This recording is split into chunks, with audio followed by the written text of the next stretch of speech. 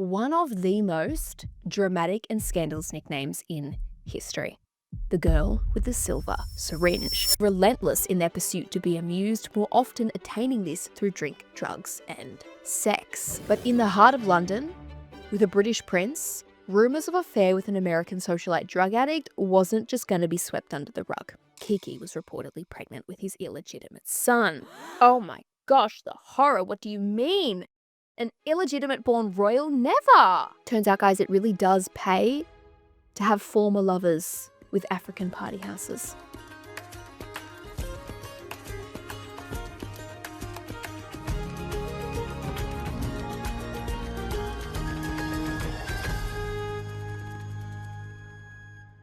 This episode of Hot History deals with themes of substance abuse, addiction, and self-harm. If this content could be triggering for you in any way, please refrain from listening and ensure to take care of yourself.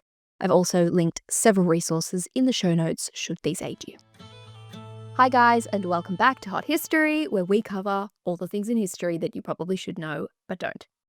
I'm Ainslie Harvey, your hot historian here, ready to chat about the woman who may have one of the most dramatic and scandalous nicknames in history.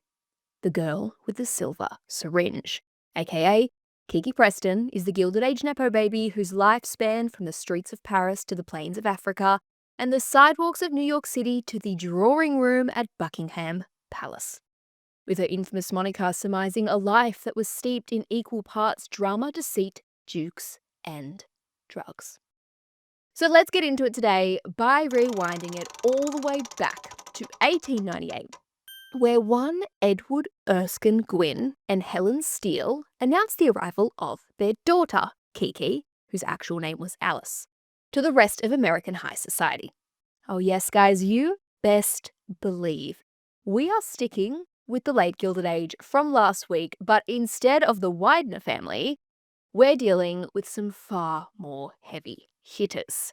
You see, Kiki's father was nephew to railroad tycoon Cornelius Vanderbilt II, arguably the biggest deal amongst the new money crowd when it came to society. Meanwhile, her mother was the great-granddaughter of one of the signatories to the US Declaration of Independence. So, as far as pedigree goes here, Kiki had some pretty strong stock. But what the family did not have was a particularly happy home life.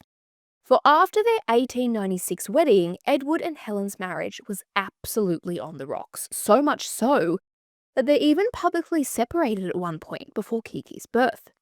Despite these troubles though, the couple also managed to have two sons, Edward Erskine Gwynn Jr. and Edward C. Gwynn, and spent time together as a family between 1898 and 1904 in Paris, Nassau County, and Park Hill in New York, so all very civilized here.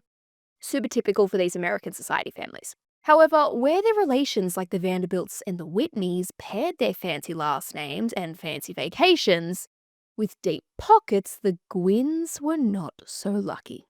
Or, as the New York Times put it, Edward had extravagant tastes without business employment, the result of which led him to bankruptcy over a rather nice set of jewels.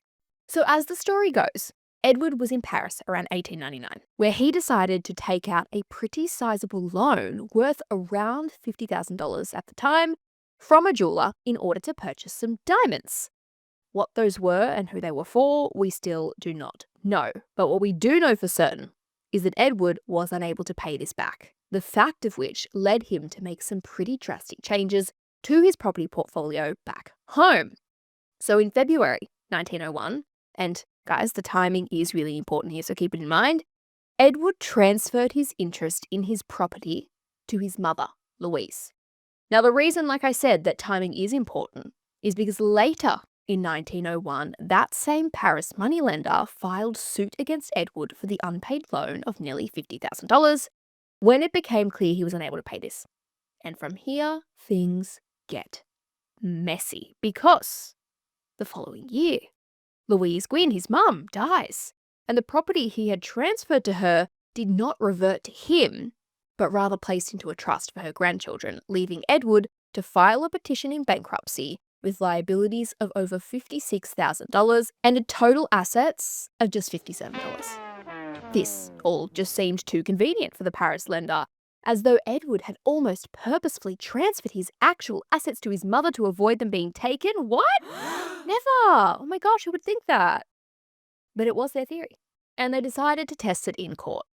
However, in an act of strange fate, Edward, on the very day his case was to be brought in court, died of acute kidney problems at only 35 years old.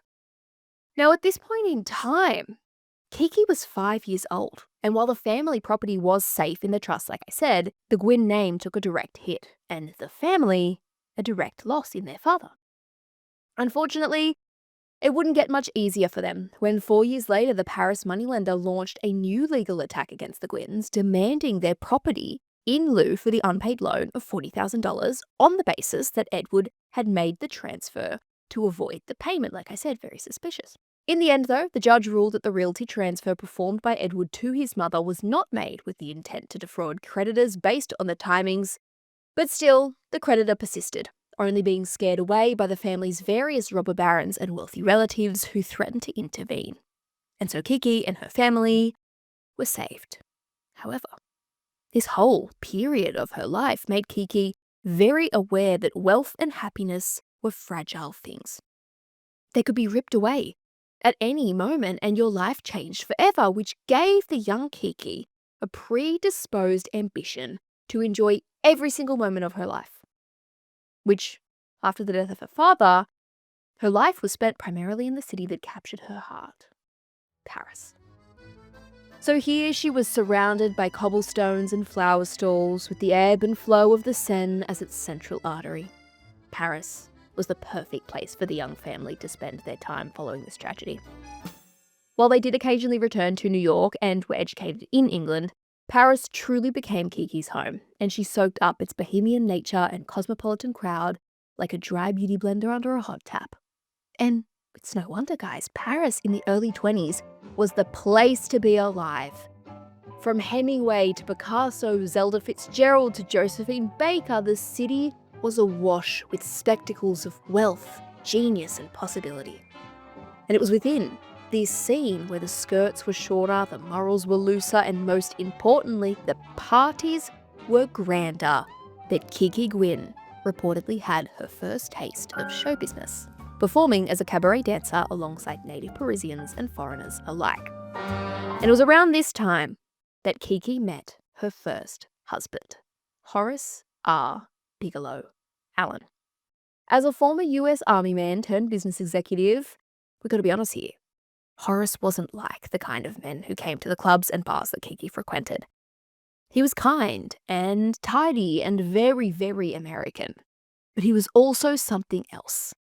Kiki's chance at her own life away from the Gwyn name. So after a brief courtship, she agreed to marry him. At first, by all accounts, Kiki enjoyed the novelty of marriage, especially in Paris. I mean, like, what's not to love? But ultimately, having a husband did not provide her with the kind of fun and freedom that she thought it would. Instead, it was something else entirely. Pretty boring.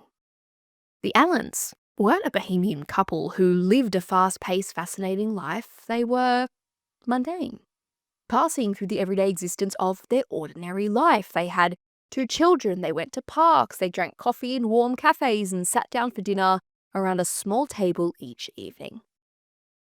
Later confessing the only fun she had was in the buzzy jazz bars they occasionally visited for certain events, Kiki was stuck. But it was these small glimmers into a different life and different crowd that gave her hope.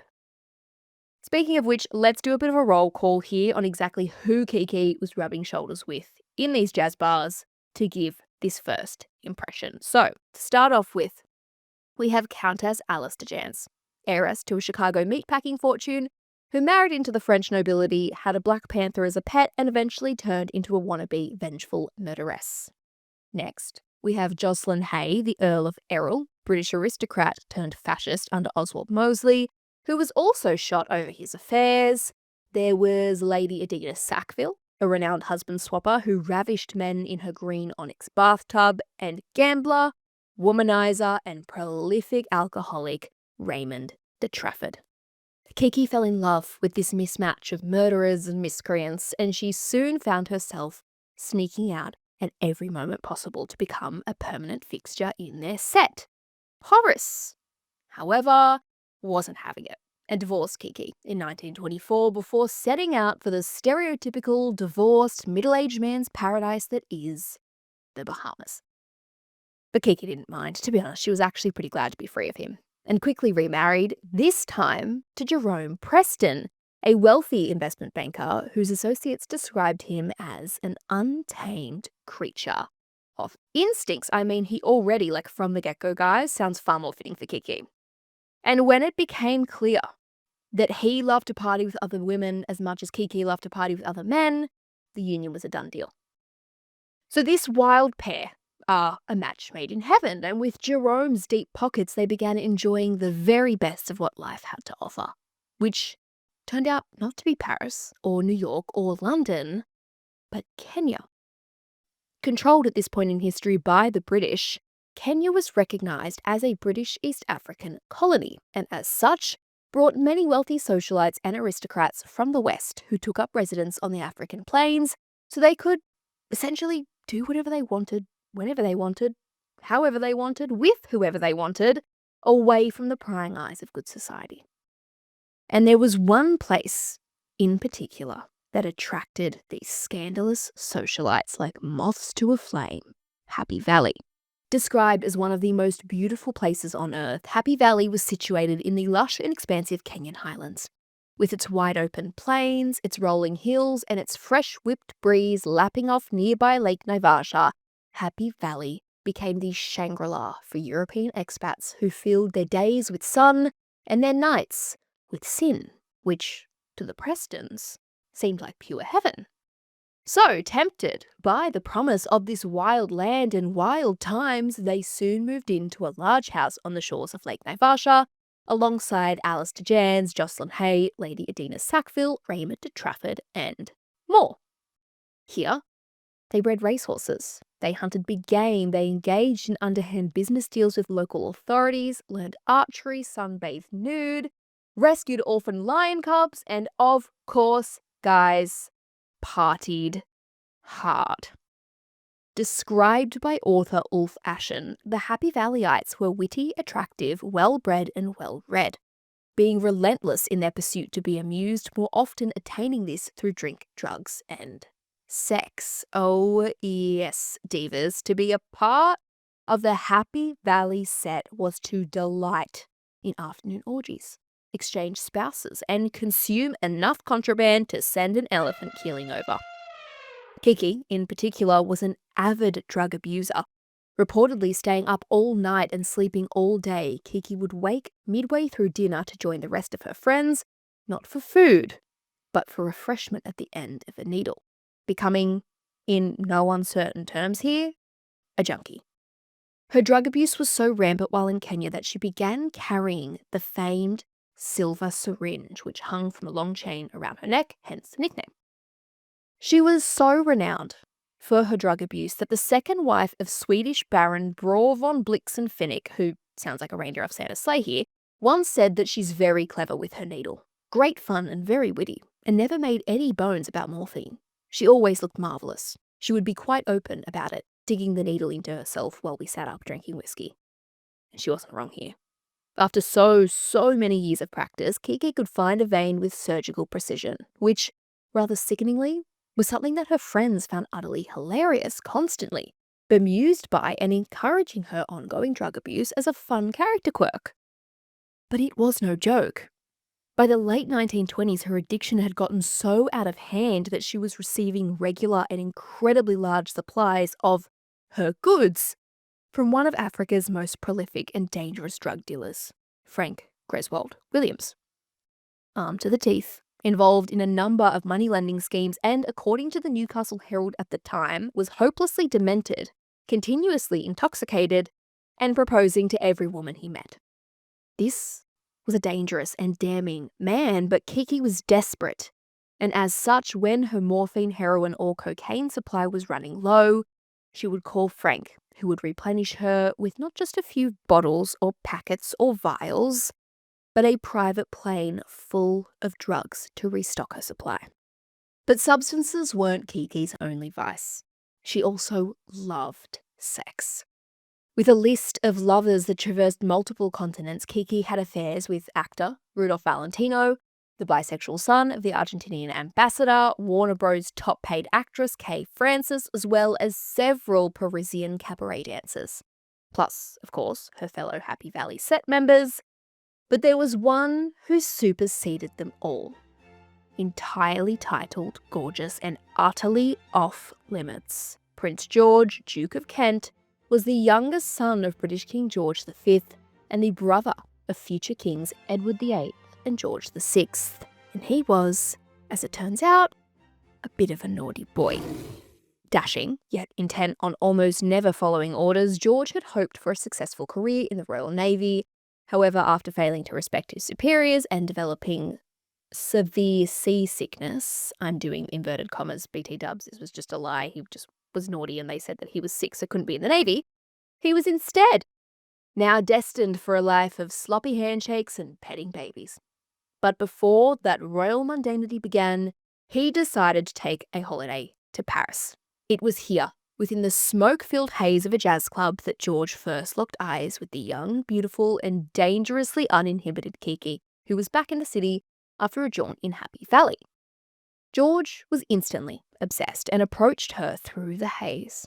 From that moment on, the pair were attached from the hip, spending their time indulging in all matters of mortal sins, including, of course, prolific drug abuse. Reports today suggest it was Kiki who first introduced the young prince to substances, although his time spent around sailors and clubs in various ports makes this claim far more likely to be a fabrication of pro-monarchical media than fact. But we do know that together they indulged like there was no tomorrow, holing themselves up in what essentially amounted to a drug den. The situation became so dire at one point that the palace were forced to quite literally drag George away from Kiki back to London. She, of course, simply followed him, packing her bags the next morning to carry on her affair with the young prince, who was loved up and drugged up in equal measure. Now, while rumours were swirling in Paris of an affair between these two in the early days, no one really cared. But in the heart of London, with a British prince, rumours of affair with an American socialite drug addict wasn't just going to be swept under the rug. And so Kiki's arrival in London was when this affair went from mere fodder to a full-blown scandal, especially when it came to light, hold on to your hats here, that Kiki was reportedly pregnant with his illegitimate son. Oh my gosh, the horror, what do you mean? An illegitimate born royal? Never! Now I want to be clear. So much of this story is super murky and just fueled by gossip and, tabloid headlines. But the story goes that Kiki was in fact pregnant by George, and to avoid the fallout of this becoming public knowledge, she went to Bern in Switzerland to have the child. A baby boy, reportedly named Antoine, who was secretly adopted by New York publisher Cass Canfield. The boy was then given a new name and a new life as Michael Temple Canfield and grew up to become an American diplomatic aide and, interestingly, first husband of Lee Bouvier, making him Jackie and John F. Kennedy's brother-in-law. So quite a man in and of his own right, but despite all of this success and fame, the rumours of his true parentage lurked over him forever, especially once he entered adulthood as a near spitting image of the young Duke of Kent. Now, like I said, this is lots and lots of gossip and rumours, but there are many theories about this poor guy. Future King Edward VIII always believed to his dying breath that it was Kiki who had mothered him, while other reports later claimed that his actual birth mother was the daughter of a Canadian coal merchant whose reputation wouldn't survive an illegitimate child. Regardless, the noise of such a scandal was too loud, and day by day the gossip mongers drew closer to publishing a full-blown expose about George's affairs with other men and women, including Kiki. And after love letters between the prince and a young Frenchman was stolen and used as part of a grand blackmail scheme, the palace were forced to intervene and made it clear in no uncertain terms that Kiki had to leave Britain. She, of course, couldn't have cared less. When did she ever do what she was asked of, right? But George was a cog in an institution whose name and usefulness since World War I were constantly questioned, and he could not carry on the affair any longer. In the end, Edward stepped in, shipping Kiki back to New York with her actual husband and dragging George to a country house on the Windsor estate where he was slowly weaned off the drugs before making a rather unconventional match with Princess Marina of Greece. Now, we won't spend too long here, but she is a super fascinating figure and I want to just chat a little bit about her, just introduce you. So, Marina and her family were not active royals at this time in history, having lived in exile in Paris since around 1924 after fleeing Greece, which suffered a series of upheavals following the First World War, which basically led to the total abolition of monarchy. It was then replaced with a republic, so these guys are living in exile. So her choice as a match for the son of the British king is kind of an odd one, especially when you pair this with the fact that she was relatively unknown and a member of the Greek Orthodox Church. But she was glamorous, and the lack of knowledge about her made the match all the more alluring, right? You have something to learn rather than knowing everything. And this distracted from any unsavory reporting that may come out about the prince, in exchange for tales of how the couple met, what dress Marina would wear to the wedding, and how George proposed. Now, if this sounds very like Kate and Will's 2011 People magazine and hardly the kind of thing the British press would publish in 1934, you'd actually be wrong. This union was really the first time the press exposed more intimate details about a royal romance, which prior to 1934 had been deemed entirely inappropriate. Whether this was a direct act by the palace to detract from the prince's negative press, especially with Kiki, or a wider reflection of the appetite for human interest stories in a post-war Britain, we don't quite know for certain. I'm willing to say it's definitely both. But the effect here was brilliant. Marina and George weren't just royals. They were modern celebrities, becoming the first royals to consent to filmed interviews, wave at crowds, and kiss on camera, pushing an idealized, glamorous relationship, the grand crescendo of which was their November 1934 wedding. Kiki, meanwhile, during all of this, spent her time between Paris, Kenya, and New York City. She kind of carried on as usual, living in this golden period of good company, good times, and, minus being separated from George, relatively good spirits. But this wouldn't last forever. In fact, it was around this time that Kiki experienced the first of a series of events which shook her to her very core, reminding her of a lesson she learned as a child. Nothing lasts forever. When news reached her that her brother, Edward Erskine Jr., had suffered a heart attack and was barely hanging on for life, Kiki was 5 years old again, weeping for the loss of her father.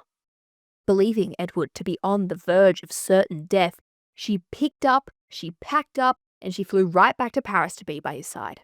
She was racked with anxiety and unsure what she was walking into. However, rather miraculously, he survived.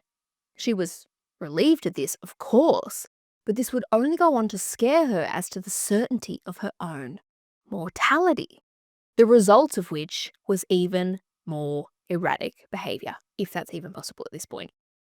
She began secretly corresponding with George again and even managed to see him for a one-time reunion in the south of France, which saw George forcibly removed from the premises yet again.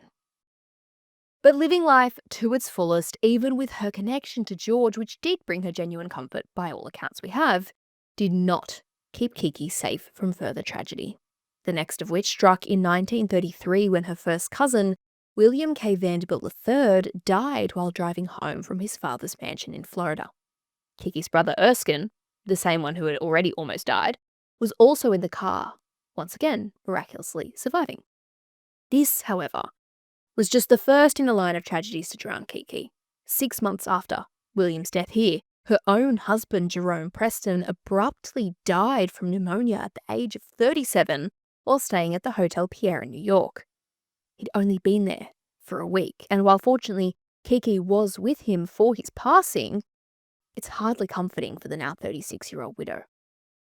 While they both were prolific philanderers, they all were at this time, they were a good match who genuinely cared for one another, and Jerome's death made her realize that this was the first time she'd ever really been alone. Unfortunately, the pile-on continued the following year when her brother-in-law and famed sportsman Lewis Thomas Preston died at the age as Jerome had. She's becoming incredibly superstitious. She's about to become 37 as well. It's like just this really terrible time for her, which goes from bad to worse when her brother, Edward, the escape artist, yes, he gets in another near-death experience. But this time, it is rather serious. He was tried, he was found guilty, and slowly paralysed by his injuries from this really horrific car crash and lost all function completely by 1938. At this point, Kiki now remains almost permanently in the US. She closed up her Kenya house, and it was just as well, for in 1941, a true horror would wash over the whole Happy Valley set when her dear friend and fellow resident, Jocelyn Hay, was murdered. Now, this case is quite long and complex and still unsolved, but everybody knows who did it. So I'm not going to deep it too much. I'll just give you the basics. So Jocelyn Hay, we already spoke about him at the top. He's the 22nd Earl of Errol and was, as all Happy Valleyers were, a serial womanizer, philanderer, and gambler. Described as predatory, he copped the brute force of many husbands whose wives he targeted, including, by almost all accounts, Sir Jock Delves Broughton, who arrived in Kenya accompanied by his brand new wife Diana. 30 years his junior, Diana was stunning and very well aware of her powers of attraction, so much so that she actually had an affair with a fellow passenger on the boat to Africa.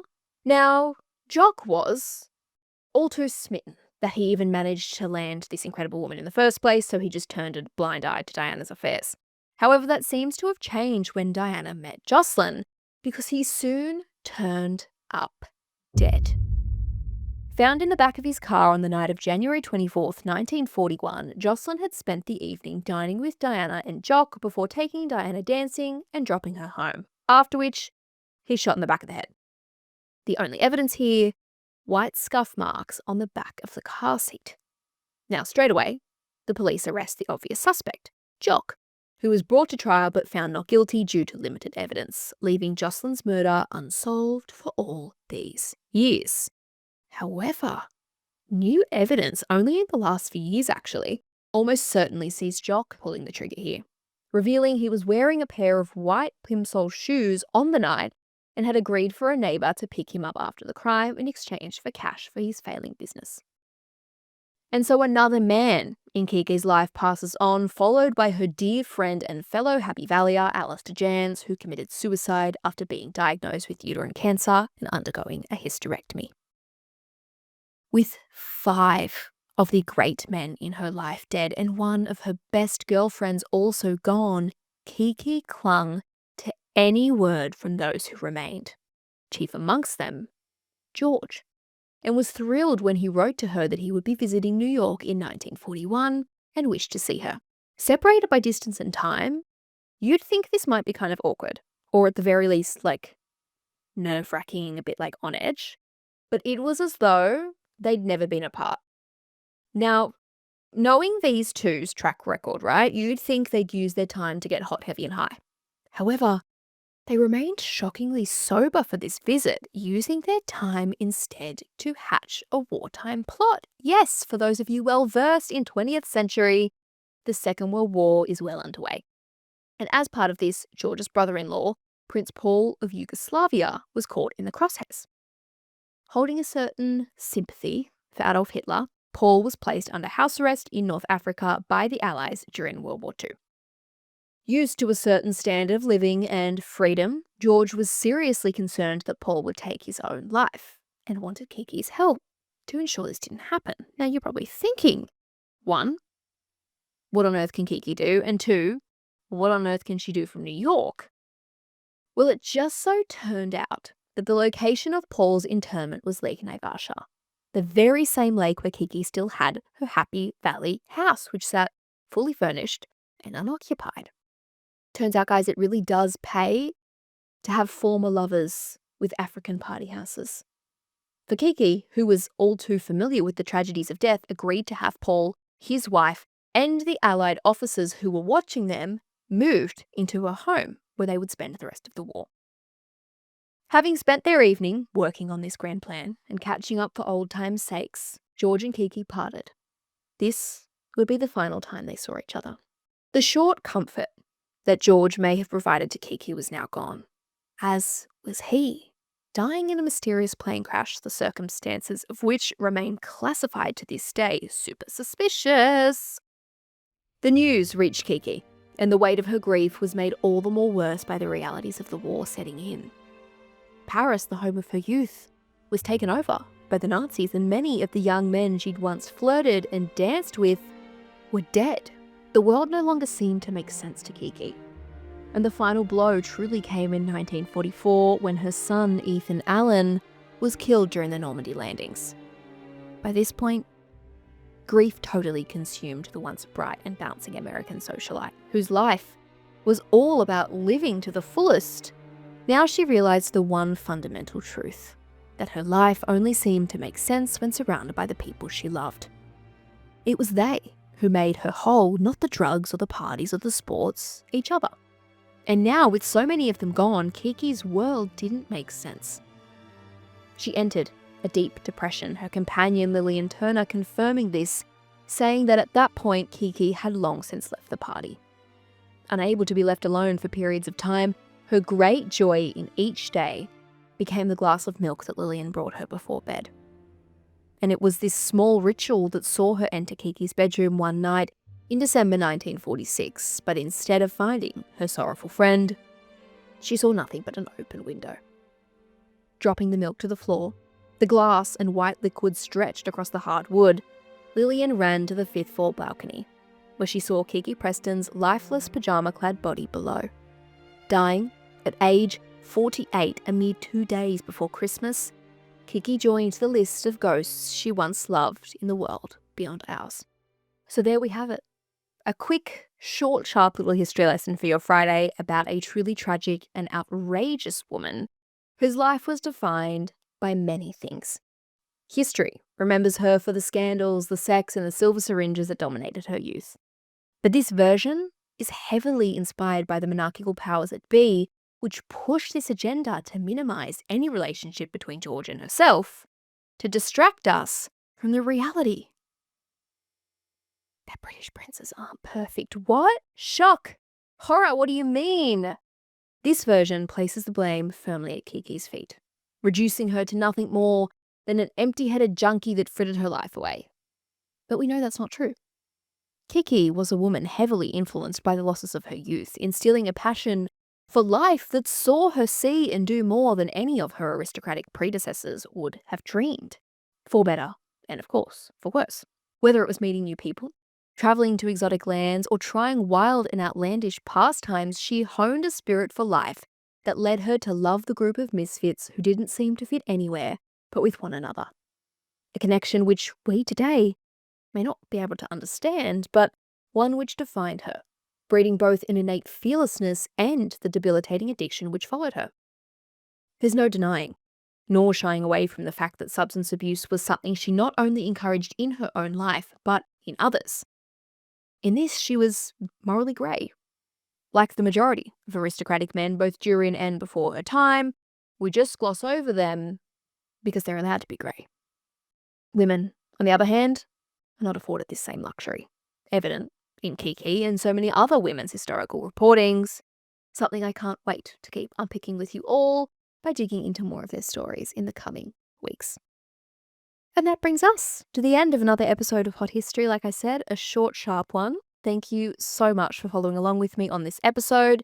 Before you go, I would love to remind you guys to submit your hot takes on whether we have the right to destroy history. So the episode is in, I think, 2 weeks. And I want to hear from you guys, from Epstein Island to the palaces of Saddam Hussein, alongside Hitler's Berghof, copies of Mein Kampf, Queen Victoria's diaries, the Romanovs' palaces. Do we have a right to destroy things because of what they represent, or is it all history which needs to be preserved? Let me know what you think, either via DM or you can send me an email at hello@hothistory.com. We will be right back in your feed next Friday, guys, to talk about something I have been wanting to deep dive on for so long. The myth, the legend, and the facts of the lost city of Atlantis. As always, guys, if you are looking for some more hot history before then you can follow us on Instagram at Hot History Club and on TikTok at hot.history. It has been a pleasure getting down and dirty in time with you as always, and I will speak to you all next Friday. Thanks, guys. Love you. Bye.